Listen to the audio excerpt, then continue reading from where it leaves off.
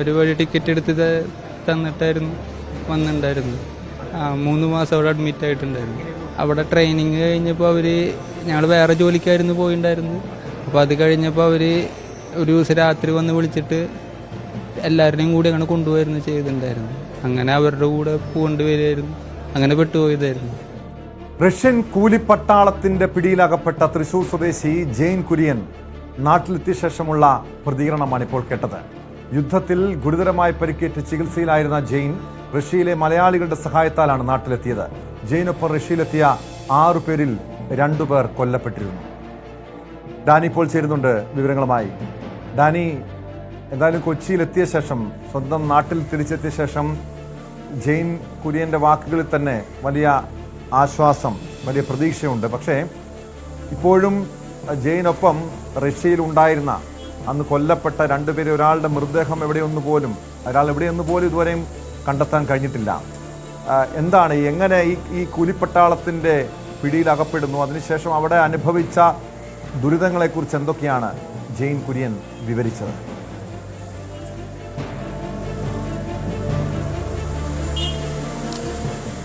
Tom, Jain Kurian അടക്കം അതായത് 6 പേരാണ് ഇവിടെ നിന്ന് ഒരു ഏജൻസി വഴി റഷ്യയിലേക്ക് എത്തുന്നത്. അവർ വിവിധ ജോലികൾ, ഈ ഇലക്ട്രിക്കൽ ജോലികൾ, അങ്ങനെ പല ജോലികൾക്ക് വേണ്ടി അവരെ കൊണ്ടുപോകുന്ന രീതിയിൽ അവരെ ധരിപ്പിച്ചുകൊണ്ടാണ് ഇവരേക്ക് എത്തുന്നത്.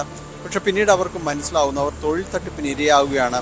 ഈ കൂലിപ്പട്ടാളത്തിലേക്കുള്ള റിക്രൂട്ട്മെൻറ്റാണ് സത്യത്തിൽ നടന്നത് എന്നതടക്കമുള്ള കാര്യങ്ങൾ ഇവർക്ക് ബോധ്യപ്പെടുകയും എല്ലാം തന്നെ ചെയ്യുന്നു. പക്ഷെ മറ്റു വഴികളിൽ ഓടി രക്ഷപ്പെടാൻ ഒന്നും തന്നെ കഴിയാത്തൊരു സാഹചര്യത്തിലേക്ക് പോകുന്നു.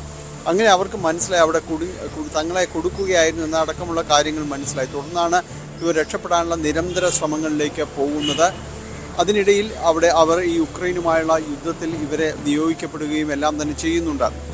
ഇങ്ങനെ രക്ഷപ്പെടാനുള്ള ഒരു സാധ്യതകളും കാര്യങ്ങളും നിരന്തരമായി അന്വേഷിച്ചു കൊണ്ടിരിക്കുകയും ചെയ്യുന്നു. അതിനിടയിൽ ചിലർക്ക് ഈ 6 പേരിൽ ജെയിൻ മാരകമായിട്ട് മുറിവേൽക്കുകയും ചെയ്യുന്നു. ഇതിനിടയിൽ ജെയിൻ്റെ ബന്ധുവായ ബിപിൻ അവിടെ കൊല്ലപ്പെടുന്നു. ഒപ്പം തന്നെ സുധീഷ് ചന്ദ്രൻ എന്ന് പറയുന്ന ഒരാൾ കൂടി ഇതിൽ കൊല്ലപ്പെടുകയും ചെയ്യുന്നുണ്ട്. മറ്റുള്ളവരെ പല സമയങ്ങളിലായിട്ട് ഇവിടെ നാട്ടിലെത്തിക്കാനായിട്ടെല്ലാം തന്നെ സാധിക്കുകയും ചെയ്തു. ചില ഇടപെടലുകൾ മൂലമെല്ലാം തന്നെ നാട്ടിലെത്തിക്കാൻ സാധിച്ചു. അപ്പോഴും ഈ ജെയിൻ കുര്യൻ എങ്ങനെ തിരിച്ചെത്തും എന്നത് സംബന്ധിച്ച് വലിയ ആശങ്കകൾ നിലനിന്നിരുന്നു. ആദ്യഘട്ടത്തിൽ ഈ യുദ്ധമുഖത്ത് കൊല്ലപ്പെട്ട സുധീഷിൻ്റെ മൃതദേഹം ഇവിടേക്ക് എത്തിക്കാൻ സാധിച്ചു. പക്ഷേ അപ്പോഴും ഈ ബിപിൻ്റെ മൃതദേഹം കണ്ടുവെന്ന് ഇന്നിപ്പോൾ ജെയിൻ സംസാരിക്കുമ്പോഴെല്ലാം തന്നെ ജെയിൻ പറയുന്നു, മൃതദേഹം കണ്ടു, പക്ഷേ അത് കൊണ്ടുവരാൻ കഴിയുന്ന രീതിയിലേക്കല്ല, അങ്ങനെ ഒരു യുദ്ധമുഖത്തല്ല കിടക്കുന്നത്. ഇന്ന് അദ്ദേഹം വിവരിക്കുകയുണ്ടായി, അത് ഈ മൈനുകൾ കൂടുതലുള്ള മേഖലയിലായിരുന്നു അതുണ്ടായിരുന്നത്. അവിടെ നിന്ന് ഇത് മാറ്റുക, റിക്കവർ ചെയ്യുക എന്നത് ഒട്ടും നടക്കാത്ത രീതിയിലുള്ളൊരു കാര്യമാണ്. അങ്ങനെ കഴിയണമെങ്കിൽ അത് റഷ്യൻ സൈന്യം, നേരിട്ടുള്ള സൈന്യം തന്നെ അത്തരം കാര്യങ്ങൾക്ക് ഇടപെടണം. ഇപ്പോഴെവിടെയാണെന്ന് പോലും അറിയില്ല മൃതദേഹം എന്നതടക്കമുള്ള കാര്യങ്ങൾ അദ്ദേഹം വിവരിക്കുകയുണ്ടായി. അതുകൊണ്ട് മൃതദേഹം തിരിച്ചെത്തിക്കുവാനുള്ളൊരു സാധ്യതകളുടെ അത് മങ്ങുകയാണെന്ന് തന്നെയാണ് ജെയിൻ്റെ വാക്കുകളിലുള്ളത്. ഏതായാലും ജെയിൻ ഇവിടെ നാട്ടിലേക്ക് എത്തുന്നു. ജെയിൻ പറഞ്ഞ വാക്കുകളിൽ നിന്ന് മനസ്സിലാവുന്ന കഴിഞ്ഞ 3 മാസത്തോളമായി അദ്ദേഹം ഡ്രോൺ ആക്രമണത്തിൽ പരിക്കുപറ്റി ചികിത്സയിലായിരുന്നു. അപ്പോഴും ഈ സൈന്യം പറഞ്ഞിരുന്നത് ചികിത്സയ്ക്ക് ശേഷം തിരികെ പട്ടാള ക്യാമ്പിലേക്ക് എത്തണം എന്നതായിരുന്നു അവർ നൽകിയ നിർദ്ദേശം. ചികിത്സ പൂർത്തിയാവുന്നതോടുകൂടി തിരികെ വരിക എന്നതാണ്. പക്ഷേ വീണ്ടും അവിടേക്ക് ചെന്നാൽ തിരിച്ചു പോരുന്ന കാര്യം, ജീവനോടെ തിരിച്ചെത്തുന്ന കാര്യം ഒന്നും തന്നെ ആർക്കും ഉറപ്പില്ലാത്ത അവസ്ഥ. അതുകൊണ്ട് എങ്ങനെയും രക്ഷപ്പെടണം എന്ന് തന്നെയായിരുന്നു അദ്ദേഹം പറഞ്ഞിരുന്നത്. തുടർന്ന് കഴിഞ്ഞ തവണയെല്ലാം തന്നെ അദ്ദേഹം ഈ സമൂഹ മാധ്യമങ്ങളിലൂടെ തന്നെ ഇതുപോലെ ജെയിനെ പോലെ കബളിപ്പിക്കപ്പെട്ട് നിരവധി മലയാളി യുവാക്കൾ റഷ്യൻ കൂലിപ്പട്ടാളത്തിൽ അകപ്പെട്ടിരുന്നല്ലോ. ഇനിയും ആരെങ്കിലും അവിടെ കുടുങ്ങി കിടക്കുന്നുണ്ടോ? മലയാളികൾ ആരെങ്കിലും കുടുങ്ങി കിടക്കുന്നുണ്ടോ? എന്താണ് ജെയിൻ പറയുന്നത്?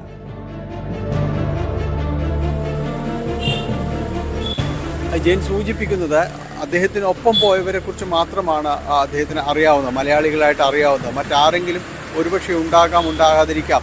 അതിൻ്റെ ഒരു സാധ്യത, കാരണം ഇവരെല്ലാവരെയും കൊണ്ട് നിയോഗിക്കപ്പെടുന്നത് ഓരോ യുദ്ധമുഖങ്ങളിലാണ് കൊണ്ടുപോകുന്നത്. പല രാജ്യങ്ങളിൽ നിന്നുള്ള പലരും അവിടെ ഉണ്ട്. സ്വാഭാവികമായും അവരെയൊക്കെയാണ് കൂടുതലായിട്ട് കാണുക. ഇവർക്കൊപ്പം ഉണ്ടായിരുന്ന 6 പേരെക്കുറിച്ചാണ് ഇവർ പരസ്പരം അറിഞ്ഞിരുന്നത്. അവർ ഓരോരുത്തരായി തിരിച്ചെത്തുകയും ചെയ്തു. മറ്റുള്ളവരെക്കുറിച്ച്, മറ്റു മലയാളികൾ ഉൾപ്പെട്ടിട്ടുണ്ടോ എന്നതിനെക്കുറിച്ച് ജയിലിന് ഇതുമായി ബന്ധപ്പെട്ടുകൊണ്ട് സംശയമുണ്ട്. പക്ഷേ ഈ റിക്രൂട്ടിംഗ് ഏജൻസി തൃശ്ശൂരിലുണ്ടായിരുന്ന ആ ഏജൻസിക്കെതിരെ കേസെടുക്കുകയും അറസ്റ്റിലാകുകയും എല്ലാം തന്നെ ചെയ്തു. ഇപ്പോഴവർ ജാമ്യത്തിലാണ്. പക്ഷേ അവർ സംബന്ധിയായ കാര്യങ്ങളിൽ പോലീസ് കൂടുതൽ അന്വേഷണം നടത്തേണ്ടതുണ്ട്. എത്ര പേര് ഇവിടെ നിന്ന് അങ്ങോട്ട് കയറ്റി വിട്ടിട്ടുണ്ട്, അവരെവിടെ എവിടെയൊക്കെയാണ് എന്നത് സംബന്ധിച്ചുള്ള വിശദാംശങ്ങൾ എംബസി മുഖേനെങ്കിലും ഇവർ ലഭ്യമാക്കേണ്ടതുണ്ട്. എങ്കിൽ മാത്രമേ കൃത്യമായ രീതിയിലുള്ളൊരു കണക്കുകൾ കാര്യങ്ങളെല്ലാം തന്നെ ലഭ്യമാകുകയുള്ളൂ.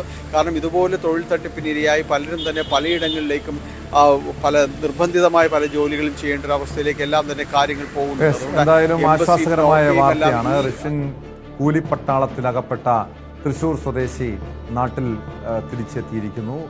ഇപ്പോഴും പക്ഷെ അവിടെ കൊല്ലപ്പെട്ട ഒരാളുടെ മൃതദേഹം കണ്ടെത്താനായിട്ടില്ല എന്നത് ആശങ്കപ്പെടുത്തുന്ന വേദനിപ്പിക്കുന്ന കാര്യം തന്നെയാണ്.